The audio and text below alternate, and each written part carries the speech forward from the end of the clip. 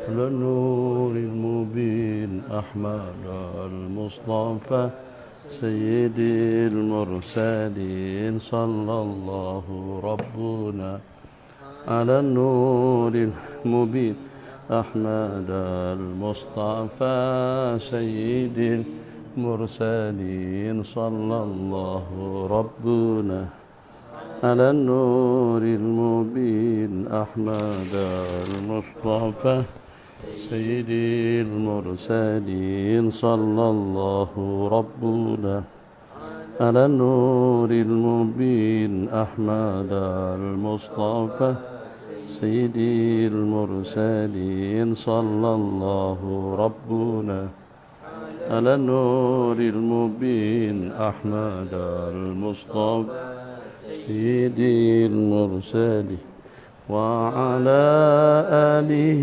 وصحبه أجمعين وعلى آله وصحبه أجمعين. بسم الله الرحمن الرحيم. السلام عليكم ورحمة الله وبركاته.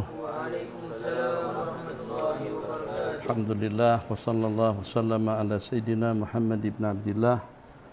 ربنا افتح بيننا وبين قومنا بالحق وأنت خير الفاتحين.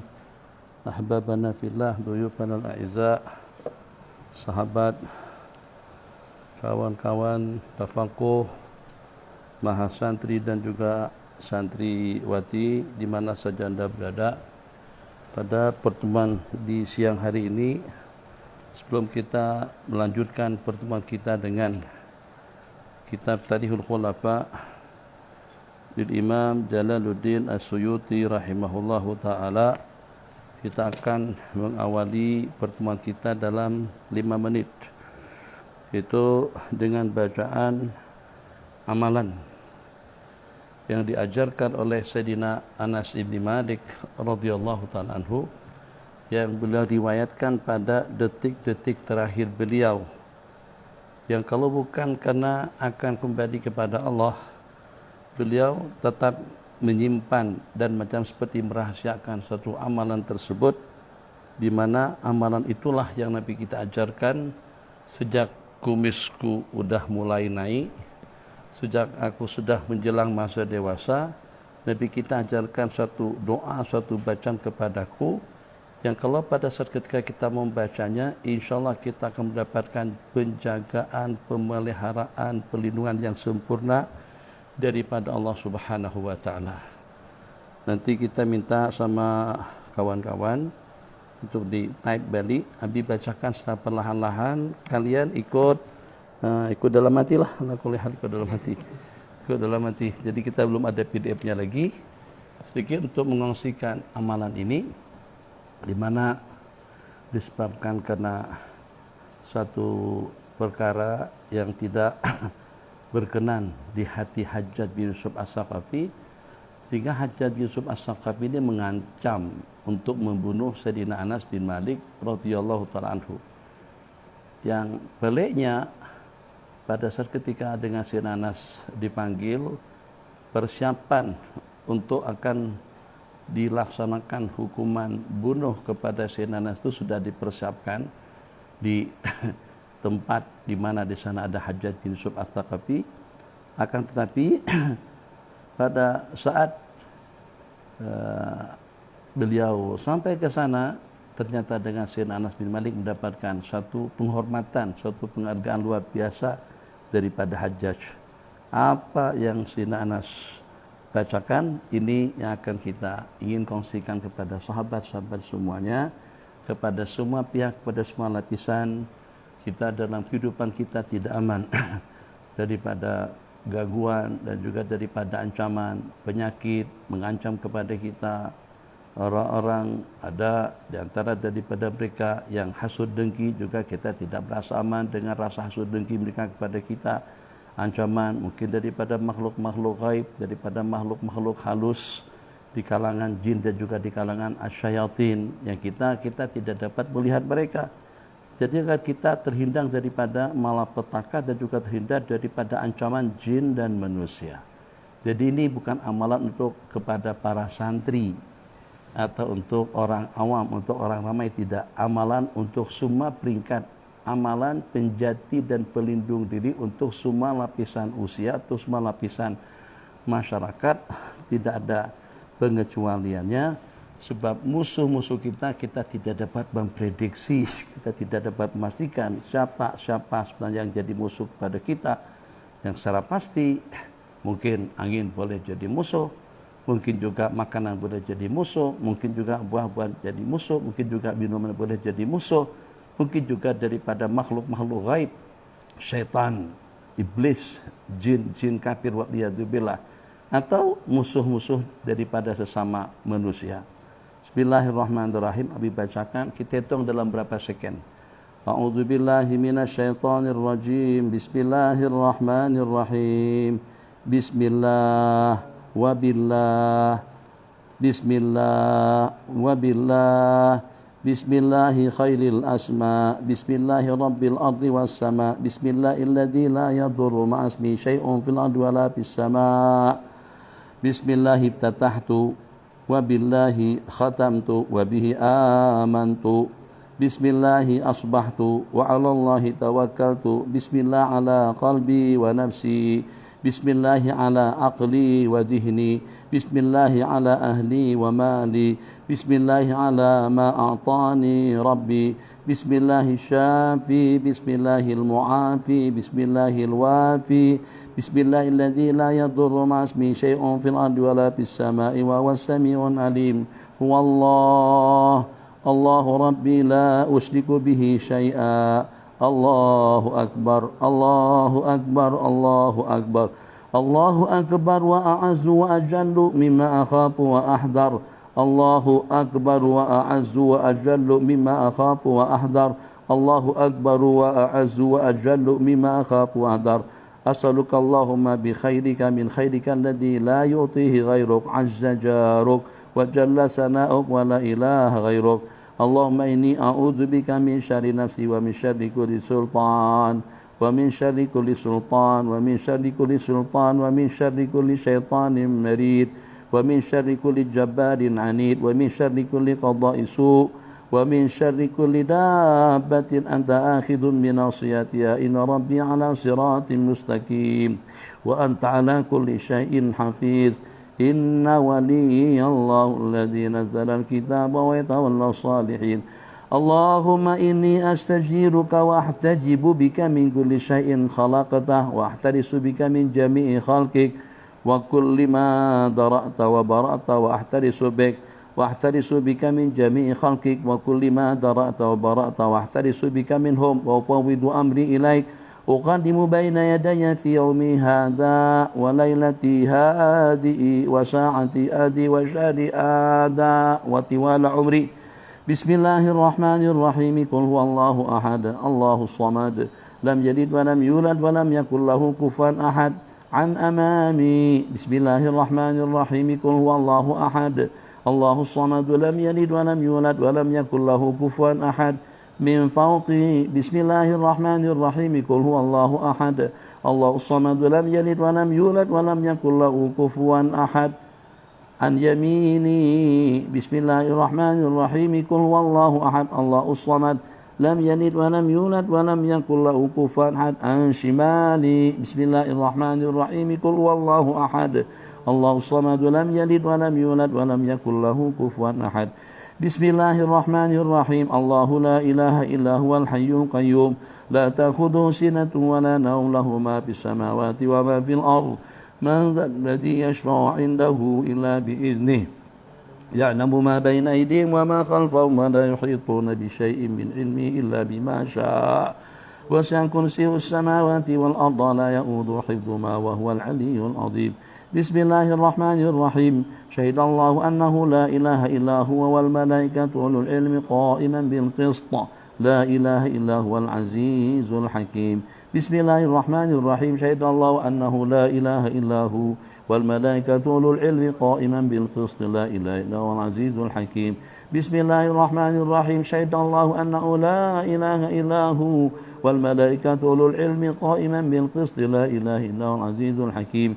Bismillahirrahmanirrahim. Syahidallahu annahu la ilaha illa hu والملائكة أولو العلم قائما بالقسط لا إله إلا هو العزيز الحكيم بسم الله الرحمن الرحيم شهد الله أنه لا إله إلا هو والملائكة أولو العلم قائما بالقسط لا إله إلا هو العزيز الحكيم بسم الله الرحمن الرحيم شهد الله أنه لا إله إلا هو والملائكة أولو العلم قائما بالقسط لا إله إلا هو العزيز الحكيم بسم الله الرحمن الرحيم شهد الله أنه لا إله إلا هو والملائكة أولو العلم قائما بالقسط لا إله إلا هو العزيز الحكيم ونحن على ما قال ربنا من الشاهدين فإن تولوا فقل حسبي الله لا إله إلا هو عليه توكلت وهو رب العرش العظيم ونحن على ما قال ربنا من الشاهدين فإن تولوا فقل حسبي الله لا إله إلا هو عليه توكلت وهو رب العرش العظيم ونحن على ما قال ربنا من الشاهدين فإن تولوا فقل حسبي الله لا إله إلا هو عليه توكلت وهو رب العرش العظيم ونحن على ما قال ربنا من الشاهدين فإن تولوا فقل حسبي الله لا إله إلا هو عليه توكلت وهو رب العرش العظيم نحن على ما قال ربنا من الشاهدين فإن تولوا فقل حسبي الله لا إله إلا هو عليه توكلت وهو رب العرش العظيم ونحن على ما قال ربنا من الشاهدين فإن تولوا فقل حسبي الله لا إله إلا هو عليه توكلت وهو رب العرش العظيم ونحن على ما قال ربنا من الشاهدين فإن تولوا فقل حسبي الله لا إله إلا هو عليه توكلت وهو رب العرش العظيم ونحن على ما قال ربنا من الشاهدين فإن تولوا فقل حسبي الله لا إله إلا هو عليه توكلت وهو رب العرش العظيم ولا حول ولا قوة إلا بالله العلي العظيم صلى الله على سيدنا محمد وعلى آله وصحبه وسلم. Berapa menit? 6. Yalah, dalam 6 menit. Nanti tambah-tambah lagi jadi 10. Tambah lagi jadi 15. Bismillahirrahmanirrahim. Oke, ahlan wa marhaban bikum. Mari kita bersama Al-Imam Jalaluddin Asyuti. Jalal artinya Jamal. Jalal itu keagungan dan kebesaran. Moga kita juga sebanyak mendapatkan Jamal dan Jalal, keagungan dan kebesaran yang Allah anugerahkan kepada Imam Asyuti rahimahullahu taala. Qala bismillahirrahmanirrahim faslun fi ma waqa fi khilafatihi. Kemarin perbincangan kita membicarakan tentang kejadian-kejadian besar yang berlaku di zaman khalifah yang pertama, di zaman Sayyidina Abi Bakrin As-Siddiq radhiyallahu taala anhu, yang diantaranya telah kita bicarakan bersama tentang pemberangkatan pasukan Sayyidina Usama bin Zaid radhiyallahu taala anhuma dan juga peristiwa memerangi ahli riddah dan juga mereka yang tidak mengeluarkan zakat dan juga peperangan itu untuk membentras leluasa dan juga dengan dakwaan Musailimatul Kadzdzab yang mengaku menjadi nabi. Musailimatul Kadzdzab ini memang bukan hanya selepas baginda Nabi meninggal dunia. Musailimatul Kadzdzab hidup di zaman Rasulullah sallallahu alaihi wasallam. Jadi pada saat berlaku perjumpaan dengan baginda Rasulullah sallallahu alaihi wasallam, maka pada waktu itu kata Musailimatul Kadzdzab, aku beriman dengan kenabian dan juga dengan kerasulanmu kepada baginda Nabi. Tapi apakah awak juga percaya dan beriman dengan aku juga sebagai Nabi? Tuh deal lah, adil lah kalau macam tu. Itu punya Musailimah. Aku percaya, awak kena percaya juga dengan aku. Apa jawab Nabi kita pada saat ketika itu? Nabi kita bersabda, masalah kenabian itu anugerah daripada Allah, bukan aku yang bagi, bukan awak yang menentukan. Jadi bahasa kurang lebihnya, kalau kau percaya dan beriman dengan aku, itu memang sewajarnya, memang sepatutnya kau kena beriman lah. Tapi dengan aku juga kena beriman dengan kamu, aku hanya beriman dengan para nabi-nabi dan rasul yang telah diutus oleh Allah Jalla Jalaluhu. Kamu tidak termasuk di antaranya. Nabi kita kata, amantu billahi wa malaikati wa rusulih. Aku beriman dengan para nabi dan rasul yang diutus oleh Allah Jalla Jalaluhu. Jadi kedatangan atau perjumpaan Musailimatul Kadzdzab menemui baginda Rasulullah sallallahu alaihi wasallam itu dengan tujuan selain daripada untuk mendapatkan pengiktirafan. Ini memang harus. Sebab kalau sang Nabi tidak mengiktiraf dia Nabi, masalah betul, orang tak akan percaya. Ya kan? Macam seperti fatwa atau juga pendapat, pandangan. Kalau pada itu fatwa itu sifatnya individu, itu mungkin orang ramai masih mempertikaikan.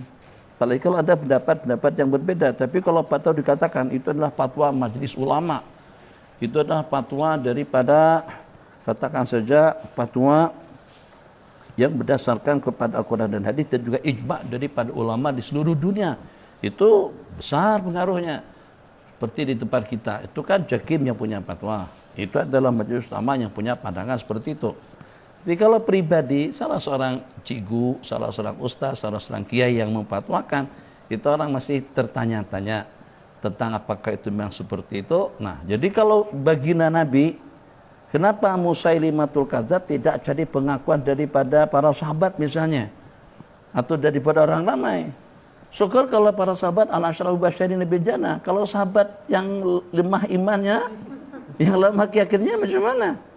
Atau belum lagi masuk Islam tapi mengaku sebagai muslim, seperti dengan kumpulan al-munafiqun.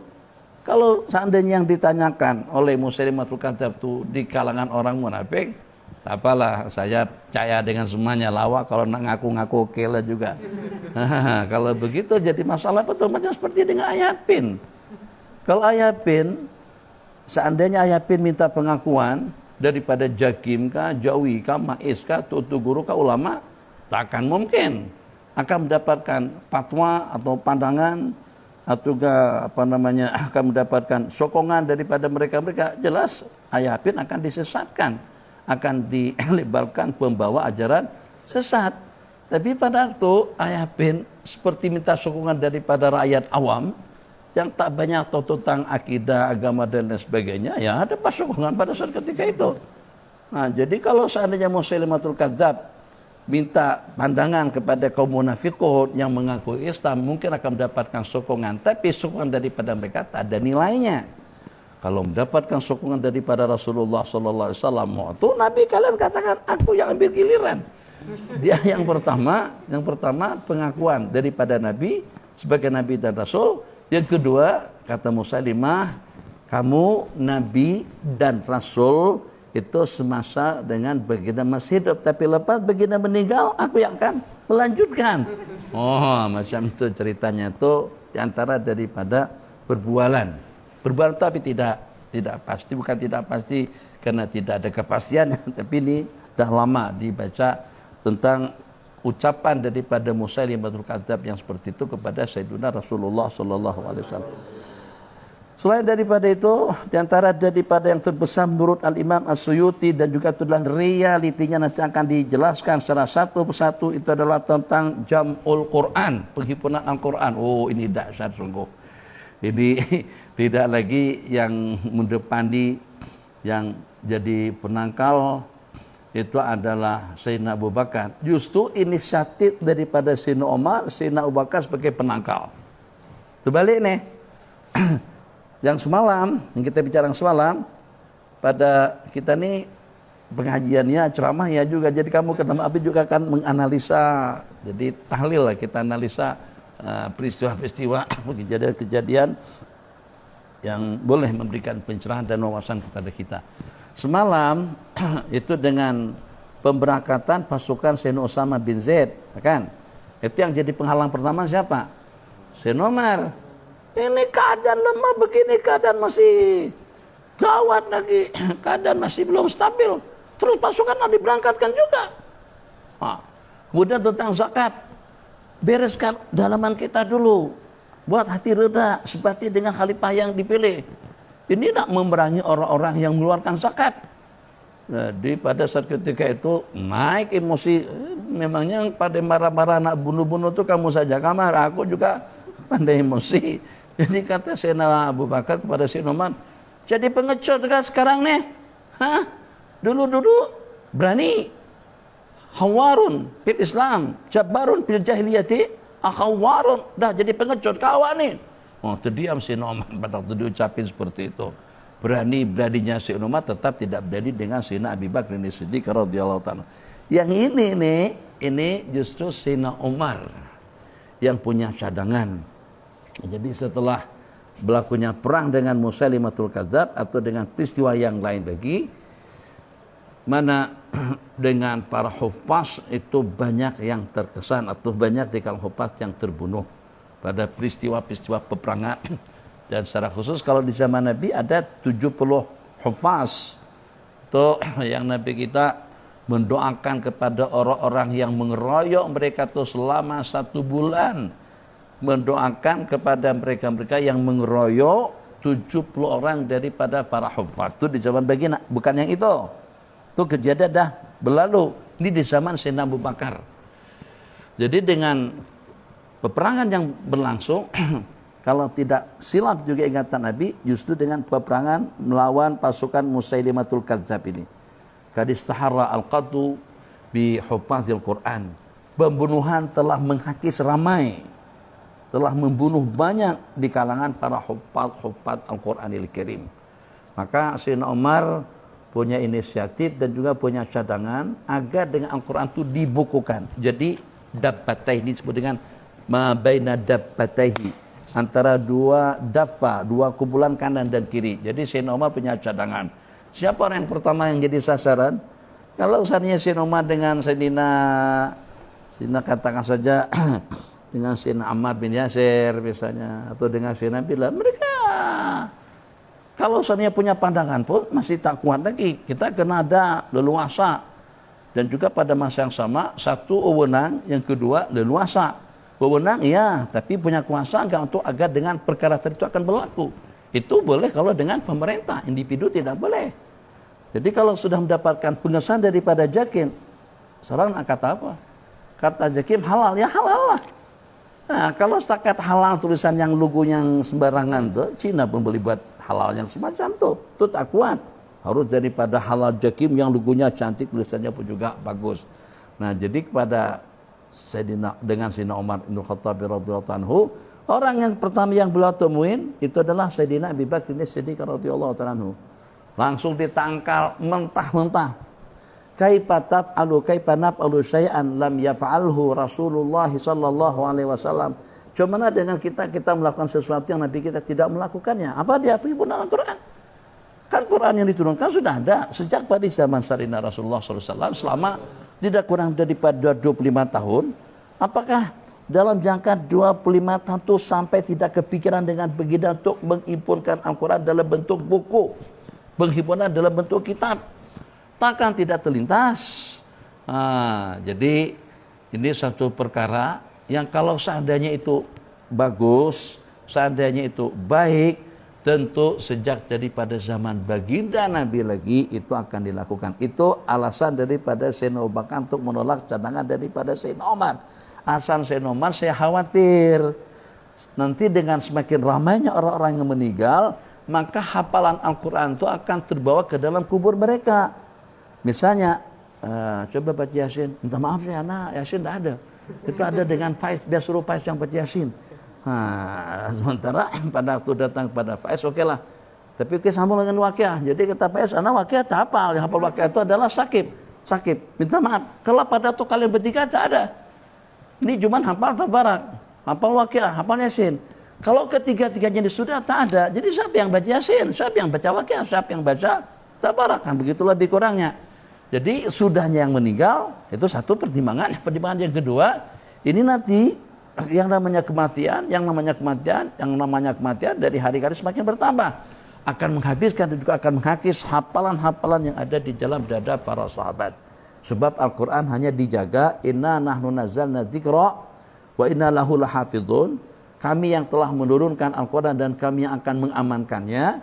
Pengamanan Al-Quran di situ memang beragam. Berbagai cara, dengan berbagai cara. Satu, teramankan itu di atas tulisan-tulisan yang ada di atas bilulang, teramankan dengan menggunakan kulit, teramankan dengan batu, teramankan juga dengan dada-dada para sahabat. Tapi pengamanan Al-Quran dengan menggunakan kertas atau dengan menggunakan kulit sekalipun, tapi dalam bentuk Al-Quran yang sebiji lengkap komplit itu tidak ada. Itu bermulanya di zaman Sayyidina Abi Bakr As-Siddiq radhiyallahu taala anhu atas cadangan daripada Sayyidina Umar. Bagaimana dengan kita, kata Sayyidina Umar, kan naf'alu syai'an lam yaf'alhu Rasulullah sallallahu alaihi wasallam. Kata Sayyidina Umar, bagus kok, insyaallah oke ya. Sebab kita bukan menambah-nambah. Tak lebih daripada yang ada di situ, yang ada di sini, ada dengan siapa, ada dengan siapa, ada dengan siapa. Jadi yang tersimpan di beberapa tempat itu kita kumpulkan, kita gabungkan, ras-rasnya tak ada masalah kok. Jadi hadis nyatakan, fasyarahallahu sadra Abi Bakrin bima syaraha sadra Umar ibn al-Khattab. Maka Allah lapangkan, Allah berikan syarah insyirah, ketenangan, ketentraman hati Sayyidina Abu Bakar, seperti Allah berikan ketenangan dan ketentraman hati kepada hati Sayyidina Umar ibn al-Khattab radhiyallahu ta'ala anhu. Terus yang dua tadi itu pergi kemana? Pergi menjumpai salah satu daripada penulis wahyu. Siapa? Sayyidina Zaid bin Thabit radhiyallahu ta'ala anhu. Zaid, main sini. Kamu dikan orang yang paling amanah nih, orang yang paling jujur, orang yang paling percaya di sisi baginda Nabi SAW. Kamu adalah orang yang pertama yang Nabi kita pilih untuk jadi penulis wahyu, sebab dia berperingkat, bukan hanya beliau sendirian saja. Jadi Sayyidina Muawiyah pun juga termasuk daripada orang yang menulis wahyu. Ya macam kita lah, ada yang nulis banyak, ada yang nulis sedikit. Ada yang senantiasa hadir dengan begitu, ada yang cuma sewaktu-waktu. Oh, rekaman juga, tapi ini merekam cuma pada hari yang terakhir. Itu terdapat banyak lah, itu merekam yang daripada daurah bermula sampai kepada penghujung daurah. Nah begitulah lebih kurangnya. Begitu dua orang sahabat tadi itu, kami tidak ada rasa kebimbangan sedikit pun dengan kamu, sebab kamu adalah orang yang mendapatkan kepercayaan daripada Rasulullah sallallahu alaihi wasallam. Maka daripada kami berdua, kami bercadang untuk Anda kumpulkan Al-Quran yang ada di dada-dada para sahabat, yang ada di kulit-kulit, yang ada di tulang-tulang. Jadi langsung protesnya sama. Kaifa taf'alani syai'an? Macam mana kalian melakukan sesuatu yang Nabi kita tidak pernah lakukan? InsyaAllah oke, jago, bagus dah, tak ada masalah. Apa kata Sayyidina Zaid bin Thabit radhiyallahu ta'ala anhu? Demi Allah, kalau mereka suruh aku untuk meruntuh gunung, untuk gusur gunung, itu rasa lebih ringan daripada amanah yang dibebankan kepadaku pada saat ketika itu. Maka beliau pun mengusahakan untuk menghimpunkan Al-Quran sampai lengkap komplit, ditemukan ayat yang terakhir dengan Sayyidina Khuzaimah. Bukan ayat-ayat yang terakhir daripada Al-Quran, tidak, sambungan ayat di mana Sayyidina Abu Bakar buat persyaratan. Di antara daripada persyaratan atau panduan garis-garis besar panduan penyusunan Al-Quran pada saat ketika itu, yang pertama, jangan terima pernyataan itu daripada Al-Quranul Karim kecuali kalau terdapat dua orang saksi yang bersaksi.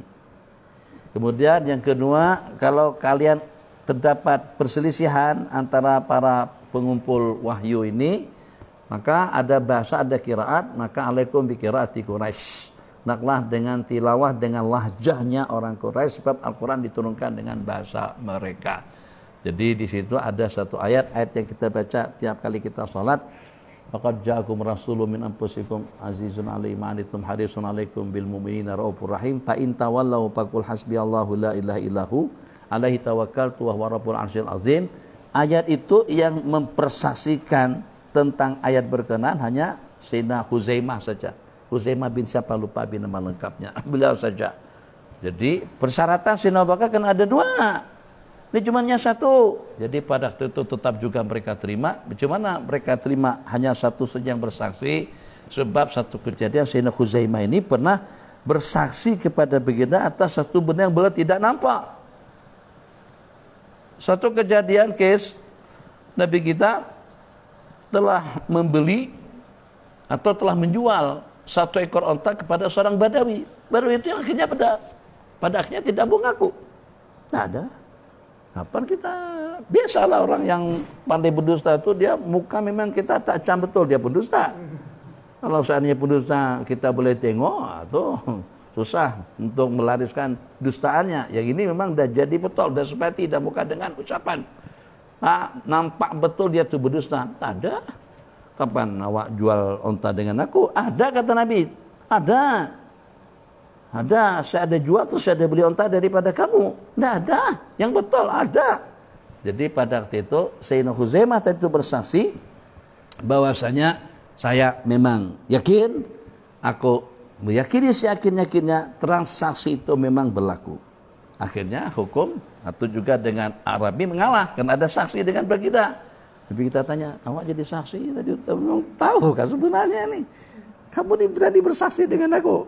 Pada masa transaksi itu kamu tak nampak atau kamu tak lihat pun, cuma kamu boleh jadi saksi. Jadi kata Sayyidina Khuzaimah tadi itu, sebab bagaimana tidak? Kami percaya dengan baginda sebagai Nabi dan Rasul, dan Nabi kita mempunyai sifat amanah. Tidak akan mungkin Nabi kita berbohong. Karena itu aku berani bersaksi atas sesuatu yang aku tidak melihatnya. Nabi kita katakan kepada beliau, kepada para sahabat, penyaksian daripada Sayyidina Khuzaimah ini sama dengan penyaksian dua orang saksi. Nah itu ceritanya, sehingga ayat yang penghujung, fa in tawallaw faqul hasbiyallah, itu diterima daripada penyaksian satu orang saksi saja sama Sayyidina Abi Bakr As-Siddiq radhiyallahu taala anhu. Bismillahirrahmanirrahim. Naam, baca qala al-Imam Asyuti rahimahullahu taala wa 'ada 'alaina min barakati ila yaumiddin akhraja al-Ismailiyu an Umar ibn al-Khattab radhiyallahu taala anhu qala lama qubida Rasulullah sallallahu alaihi wasallam. Naam, baca.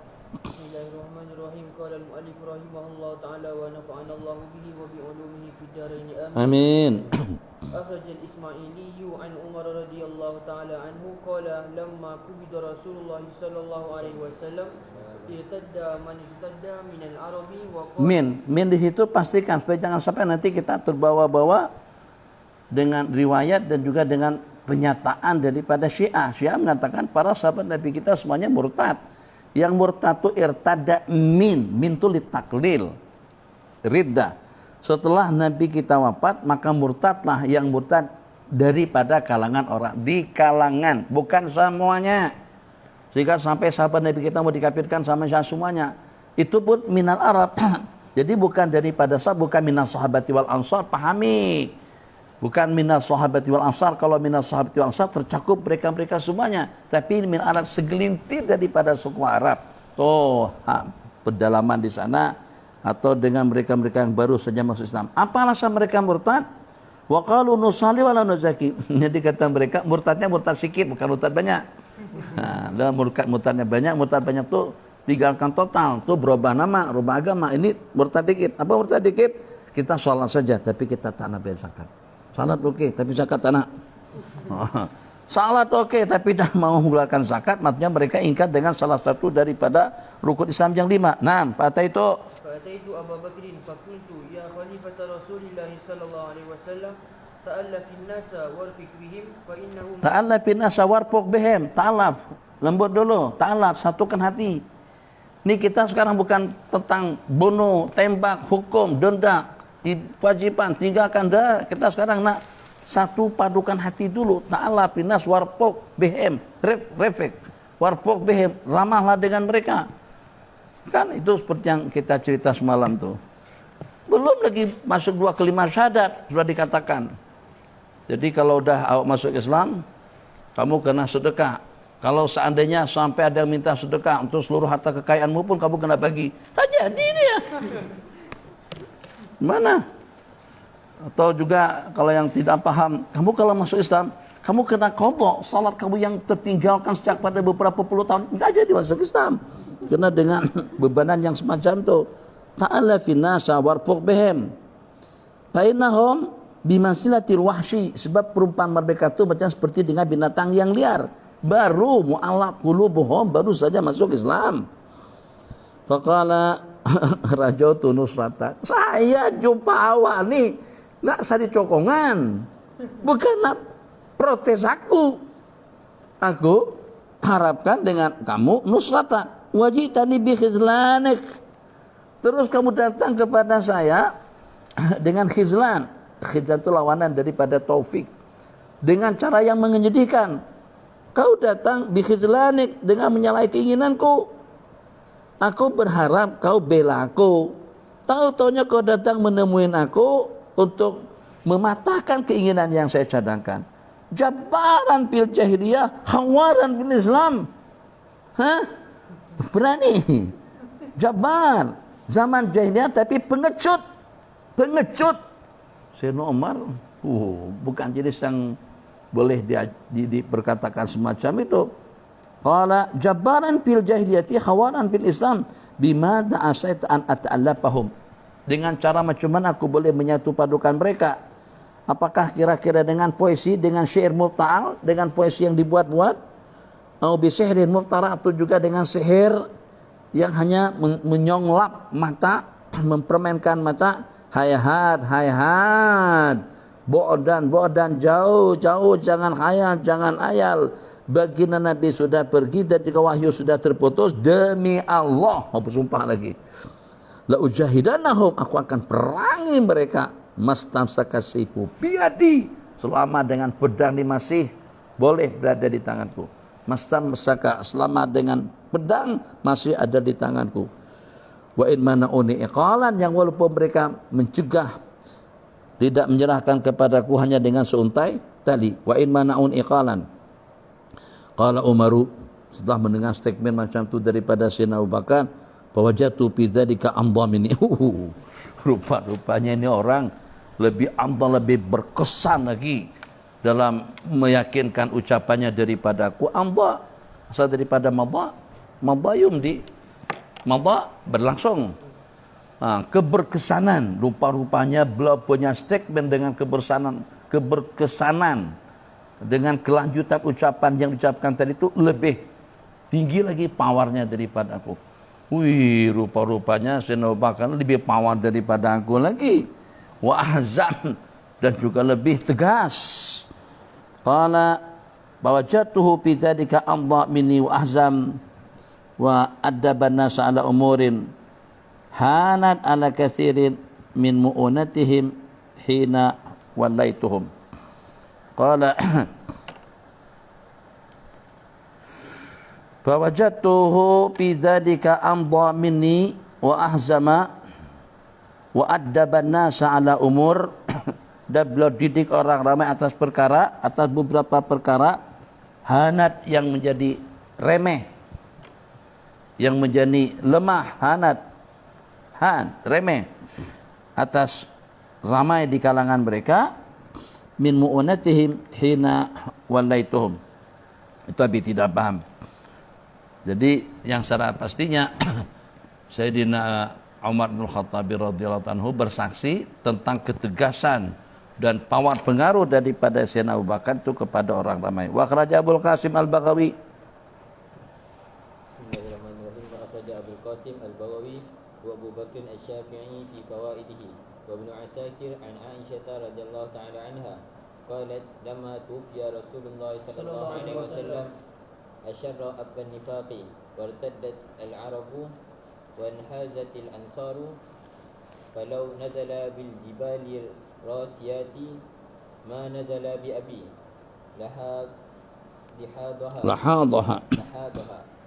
fama ikhtalafu fi nuqtatin illa tara abi bi fanaiha wa fasliha qalu aina yudfinu nabi sallallahu alaihi wasallam. Riwayat daripada Abul Qasim Al-Baghawi sahibut tafsir, juga pengarang kitab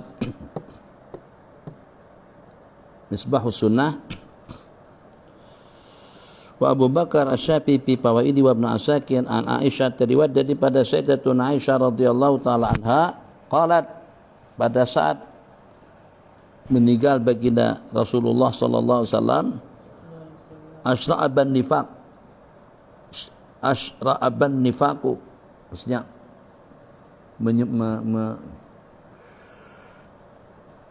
asyra'aba menjelma, an-nifaqu telah menular, menjelma, menyerap. An-nifaq telah menyerap sifat kemunafikan kepada sebagian, wartadatil Arab, dan murtad segelintir daripada suku Arab, wanhazatil ansaru, dan kaum Ansar telah memihak. Falau nazala bil jibali rasiyat ma nazala bi abi lahadhaha. Falau nazala bil jibali rasiyat, kalau seandainya ma nazala bi abi, situ takdir kalamnya, falau nazala ma nazala bi abi, kalau seandainya menimpa apa yang menimpa kepada orang tuaku, kepada gunung-gunung yang apa sebut gunung? Gunung bukan kokoh. Gunung yang stabil tuh, kuat. Apa bahasanya? Gunung. Ya, ada punya bahasa nggak? Hah? Kokoh. Gunung. Tegak. Tegap. Rasiat. Rasi. Al-Jibalur Rawasi. Tuh dengan gunung-gunung yang ampuh. Tuh, boleh lapan. Rasi, maksudnya yang takkan bergoyang, tak ada gunung goyang-goyang seperti tiang atau juga seperti tanaman. Tanaman kalau tiup angin bergoyang, gunung tidak ada yang goyang, stabil. Nah, tuh rasiat. Seandainya ujian yang Allah timpakan, musibah yang menimpa kepada Sayyidina Abu Bakar, itu Allah timpakan kepada gunung yang stabil, lahadhaha, niscayalah gunung itu akan hancur. Lahadhaha, had aslinya akan lumpuh. Akan hadha. Lahadhaha. Lau nazala bil jibali rasya di mana nazala bi abi lahadha, niscayalah manazala bi abi itu akan mampu untuk menenggelamkan dan juga untuk melumpuhkannya. Pamakhtalafu fi nuqtatin, tidak pernah terdapat perselisihan dalam satu poin, ila tara bi abi bi fanaiha wa pasliha, pasal fadal pasal pasal bukan bad, betul kan? Bukan fadliha, pasal. Tidak pernah berlaku suatu ujian, tidak pernah mereka berbeda pandangan dalam satu poin, melainkan tora bi abi bi panai, melainkan perkara yang diperselisihkan itu akan terbang kepada pekarangan orang tuaku. Ila tora abi bi panaiha binaiha wa pasliha, maksudnya tidak ada poin, tidak ada problem berlaku, melainkan abi Sayyidina Abu Bakar As-Siddiq radhiyallahu anhu mampu untuk merungkaikan dan juga untuk menyelesaikannya. Kalau di antara daripada poin-poin yang mereka perselisihkan, aina yudfanun nabiyyu sallallahu alaihi wasallam, di mana nabi kita dikuburkan. Nah, pada saat ketika itu ada yang tahu. Yang satu agak kita bawa ke Baitul Maqdis lah, itu kan kuburan Nabi dan Rasul. Agak-agak lah. Yakin nggak? Jadi kita tak boleh dalam fatwa hukum ikut selera atau ikut keadaan. Hukum, tak boleh ikut kebijakan. Nanti yang satu, kalau saya tuh rasa-rasanya Mekah lah. Dan Nabi kita kan datang dari Mekah, kembali ke tempat asal lah. Kita antar balik ke Mekah, kena sana hari tempat kelahiran baginda Rasulullah SAW. Jadi kalau ditanya, kamu ada dari kak? Enggak, saya ya, gitu saja ya, gitu. Kata sebagian pula, kita kuburkan ke Baqi lah. Kenapa ke situ pula? Nah, sebab itu kan kuburan kita semuanya. Rasul daripada kita. Kita beriman pada beliau. Di mana kita dikuburkan, di situ Nabi kita juga dikuburkan. Siapa yang menyelesaikan, yang menukaikan permasalahan mereka tadi itu? Faqala Abu Bakrin, sami'tu Rasulullah sallallahu alaihi wasallam yaqulu ma min nabiyyin yuqbad, tidak ada daripada seorang nabi yang dikuburkan, tidak ada daripada seorang nabi yang meninggal, melainkan dupina tahta madja'ihi alladhi mata fihi, melainkan akan dikuburkan di bawah tempat beliau wafat. Madja, tempat pembaringan, melainkan dikuburkan di tempat pembaringannya. Jadi ada dulu teman Nabi, pada beberapa waktu yang lalu, lama kalau itu bukan lalu sangat, pada beberapa waktu yang lalu mungkin dah 40 tahunan lebih daripada 40 tahun. Jadi dia belum meninggal berpesan kalau pada waktu meninggal nanti minta dikuburkan di rumahnya. Berpesan kalau meninggal minta dikuburkan di rumahnya. Kenapa? Ikut baginda Rasulullah SAW. Kalau masing-masing begitu jadi masalah. Tiap rumah ada kubur lah. Tiap rumah ada kubur. Jadi mana buktinya? Mana buktinya itu dengan kaum Ansar, dengan kaum Muhajirun tidak ada seorang pun yang berwasiat. Takkan ini lebih paham daripada mereka para sahabat. Nabi kita kubur di rumah. Tapi apakah ada kejadian setelahnya, setelah ada yang meninggal terus minta dikuburkan di rumahnya? Kenapa di rumah? Kamu pesan macam itu kenapa? Karena Nabi kita kubur di rumah. Itu Nabi, kamu siapa? Astagfirullahaladzim. Kita ini punya perasaan kadang-kadang lebih daripada perasaan para sahabat. Boleh sih boleh. Kalau orang ramai oke aja, tak ada masalah lah, ikut aturan negara masing-masing. Ada di sebagian tempat kubur itu ikut keluarga. Jadi tiap keluarga Mesir ikut alqah pekuburan keluarga. Maksudnya keluarga ada tanah pekuburan, ada satu lokasi itu, siapapun daripada keluarga yang meninggal akan dikuburkan di sana. Nah, itu hak mereka lah, kulihat kerajaan sudah benarkan perkara semacam itu. Kalau tempat kita ada tanah pekuburan untuk umum, siapa yang meninggal akan dikuburkan di sana. Tapi bolehkah berkubur depan rumah, depan pondok? Indonesia masih boleh lagi seperti itu. Nah, jadi tidak ada larangan. Makanya ada pondok-pondok pesantren, entah itu kita ke belakang, entah itu kita ke samping, situ ada terdapat kuburan daripada keluarga Pak Kiai dan juga dengan kubur Pak Kiai itu sendiri. Di kita masih ada yang seperti itu, tapi kalau di kawasan yang terpencil, di kawasan yang luas, kita ziarah pondok, oh ternyata di samping pondok ada masjid. Samping masjid kuburan daripada muassis. Itu ada kan? Mana-mana ada. Jadi tidak untuk orang ramai. Bismillahirrahmanirrahim. Qala ila dupina tahta marja'ihi alladhi mata fi, di antara daripada cerita yang disebutkan di situ, di mana setelah meninggalnya Sayyidina Abi Bakr As-Siddiq radhiyallahu ta'ala anhu, beliau dikuburkan di samping baginda. Itu inisiatif daripada para sahabat karena mereka memperhatikan sepanjang baginda Nabi kita di Madinah, dua orang sahabat ini tidak pernah misah. Hampir kemana Nabi kita pergi, dua orang pendamping pertama ini itu tidak akan pernah tinggalkan baginda. Di mana saja dan kemana saja Nabi kita pergi. Sehingga sampai Nabi kita katakan, Allah telah membela aku dengan dua orang wazir. Biwaziraini min ahli samai wa waziraini min ahli al-ardi. Allah telah membela aku dengan dua orang pembela daripada langit, malaikat Jibril dan malaikat Mikail, dan dua orang daripada bumi, yaitu dengan Sayyidina Abu Bakar dan juga dengan Sayyidina Umar. Maka mereka atas realiti tadi itu rasa memang bijak sungguh kalau dengan dua orang sahabat tadi dikuburkan berdampingan dengan baginda Rasulullah sallallahu alaihi wasallam. Bismillahirrahmanirrahim. Tapi dengan Sayyidina Umar, waktu kita tersisa 5 menit. Sebelum beliau menginginkan atau memesankan agar dikuburkan di samping Sayyidina Abu Bakar, itu dengan beliau minta izin dulu dengan Sayyidatuna Aisyah radhiyallahu ta'ala anha. Jadi pada waktu Sayyidatuna Aisyah masih hidup, Sayyidina Aisyah mengucapkan seperti ini, saya sebenarnya sudah bercadang nak berkubur di situ. Aku inginkan lokasi pertama rumah beliau, bukan rumah Sayyidina Umar. Kenapa kamu tak ada lah? Masa kenapa macam tu? Kamu kenapa guna kereta itu? Memang kereta aku. Pak, kamu marah sangat. Aku guna kereta aku, kamu sakit hati. Gimana kalau aku guna kereta kamu? Kan boleh lah. Ada orang tengok kita belanja marah. Kamu belanja kenapa? Ya, aku bukan guna duit awak. Aku guna duit aku sendiri, kenapa marah? Jadi ada dengan sebagian orang itu namanya syahih.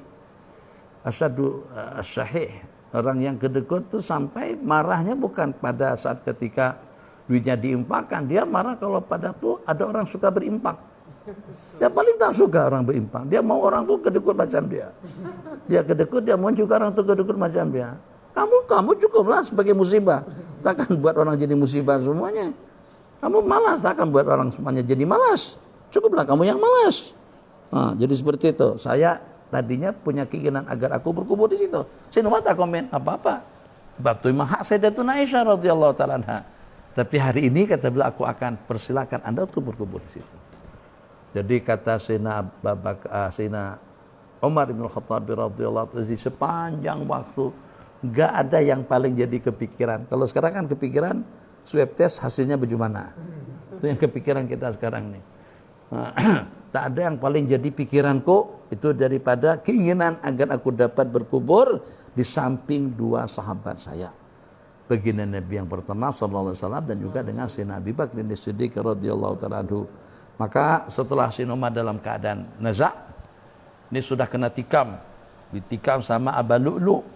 Nama Aba Lu'lu' ini diabadikan di Iran. Jadi Aba Lu'lu' ini macam seperti pahlawan luar biasa, super luar biasa yang agung-agungkan oleh Syiah Iran di Tehran. Jadi kuburnya dibuatkan kubah kenapa? Sebagai pembunuh Sayyidina Umar ibn Khattab radhiyallahu ta'ala anhu. Artinya pengkhianat kepada agama. Dua yang paling dibenci sama mereka, Sayyidina Abu Bakar dengan Sayyidina Umar, dan juga di kalangan istri Nabi adalah Sayyidatuna Aisyah dengan Sayyidatuna Hafsah radhiyallahu ta'ala. Itu empat orang yang paling dibenci. Jika sampai mereka katakan Nabi kita itu meninggal dunia atas kesekongkolan. Jadi pada empat orang tadi itu, Sayyidina Abu Bakar bersekongkol dengan Sayyidina Umar untuk membunuh baginda dan dibantu oleh Sayyidatuna Aisyah dan juga Sayyidatuna Hafsah radhiyallahu ta'ala anhumah. Jadi kata Sayyidina Umar, aku sudah dapat mandat kebenaran daripada Sayyidatuna Aisyah untuk aku berkubur di samping dua sahabatku, tapi macam mana pun setelah nanti aku diusung atas keranda, bawa lewat depan rumah Sayyidatuna Aisyah dan ucapkan salam amanahku kepada beliau. Kalau ternyata beliau tetap juga mengiyakan untuk aku berkubur di situ, kuburkanlah aku di sana. Tapi kalau ternyata beliau tidak, maka bawalah aku ke pekuburan kaum muslimin. Itu pesan Sayyidina Umar sebelum meninggal kepada Sayyidina Abdullah. Maka begitu dengan keranda diturunkan di depan rumah Sayyidatuna Aisyah radhiyallahu ta'ala anha, terus minta izin lagi, Papa, lebih kurang lah, sebelum meninggal dunia pesan seperti ini kepada saya untuk minta izin kembali agar Papa dapat dikuburkan di samping dua orang sahabatnya.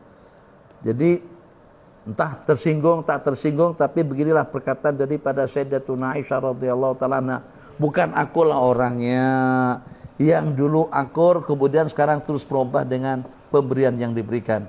Itu mungkin berlaku kalau dengan orang lain. Pada berhadapan nggih, waktu belakang tak bukan begitu. Aku bukan jenis yang seperti itu. Jadi maksudnya putih luar dalam, bukan putih luarnya saja.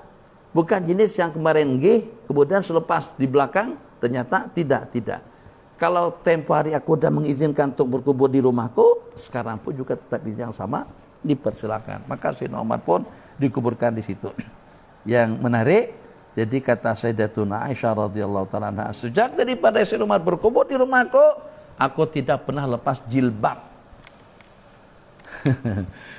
Ini dengan orang yang udah mati, jilbab tak dilepas. Kita sekarang depan orang yang hidup pun jilbab tidak pernah ada. Peleta masyarakat kita, sebagianlah perempuan-perempuan yang tidak mau tutup aurat tuh. Jadi dan itu dibuat film bermacam-macam. Kalau makcik tak pakai jilbab atau tak pakai tudung, masih pakaian secara terbuka, janganlah pilih orang yang berpakaian semacam itu. Kenapa memilih orang yang berpakaian secara hukum? Sepatutnya dengan kita, ya syukurlah kamu kalau boleh begitu. Syukur, amin. Saya merasa syukur sangatlah kamu boleh pakaian secara Islamik. Kalau aku masih tak boleh lagi, tak tahulah macam mana. Rasanya rasa seperti mubazir lah kalau rambut cantik macam ini ditutup-tutup macam nasi kerabu je. Itu tak apalah. Bukan tak apa dia komen macam itu, tidak. Dia masih merasa bersalah dan merasa bersyukur atas adanya orang yang mampu untuk melaksanakan hukum. Ini tidak diboleh apa? Kamu pakai macam itu. Sayang loh, sayang. Kamu bukan perempuan kampungan. Kamu seksi, cantik. Takkan keseksian dan kecantikanmu itu tidak dipertontonkan atau tidak dapat dinikmati oleh orang ramai. Kamu tak pernah baca ayat kah? Wa amma bi ni'mati rabbika fahaddits. Mudah-mudahan Allah tak banyakkan manusia-manusia penyesat seperti ini. Maksud daripada wa amma bi ni'mati rabbika fahaddits, kita disuruh untuk tahadus, mensyukuri atas suatu nikmat yang Allah bagikan, atas satu nikmat pemberian yang diberikan kepada kita, itu kita cerita. Bukan tahadusan binemah dengan memperlihatkan yang haram yang tidak boleh dilihat. Itu bukan tahadus binemah, itu kufur terhadap nikmat. Sebab Allah bagi kamu cantik, terus kecantikan itu kau gunakan untuk perangkap atau dijadikan perangkap iblis Oh, untuk memburu mata-mata haram dengan pemandangan, dengan penglihatannya. Qala, jadi sejak Sayyidina Umar berkubur situ, dulu aku katakan, bapakku, bapak, Sina Nabi, suami, tak ada masalah lah, telondek, teulur, terbuka. Dulu aku katakan, bapakku dengan suamiku. Sekarang aku tidak ada hubungan apa-apa dengan Sayyidina Umar, sehingga pada tiap kali masuk ke rumah, atau pada masa sepanjang berada di rumah, tak pernah lepas tudung daripada kepala. Tetap berpakaian secara Islamik, tertutup seluruh anggota tubuh kecuali muka dengan telapak tangan. Kenapa? Karena ada Sayyidina Umar. Padahal ada Sayyidina Umar di situ sudah meninggal. Kan raikan orang yang sudah meninggal. Kalau ada juga sebagian yang hebat lagi, kadang-kadang ada dengan seseorang masuk ke ruang tunggu, terus pakai lipatan kain kemas, baju cantik, pakai songkok. Kita pun bertanya-tanya. Tadi pada masa situ santai aja. Masa masuk bilik situ pakai kemas rapi. Apa sambungannya? Apa sambungannya? Tajam lagi. Sambungannya malu sama papa. Tuh ada gambar papa di situ. Ada gitu kan? Tak ada, kena tahu lah ada yang begitu. Tuh coba tengok tuh, papa tengok kita tuh. Ada lagi di antara daripada yang menarik itu dengan gambar yang punya beberapa dimensi, 3 dimensi atau seperti apa. Gambar ngadap ke situ. Tapi kalau kita masuk, ini seperti lirik kita. Perasaan? Ada kan? Nah, itu pada waktu itu kamera semacam itu belum pernah ada lagi. Kalau kamera sekarang mungkin banyaklah gambar. Jadi yang walaupun orang tuh duduk senyum ke sana. Gambar kita.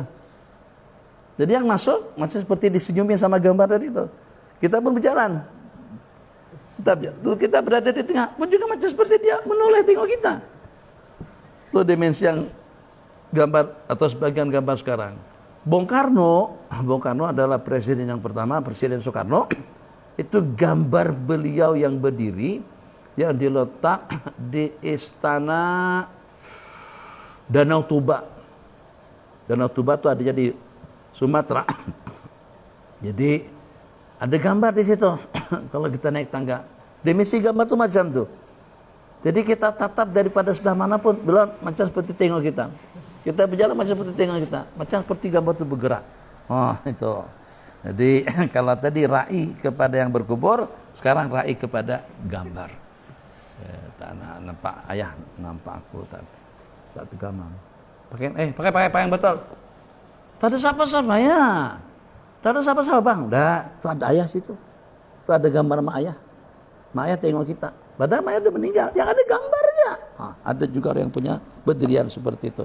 Sikit. Bismillahirrahmanirrahim.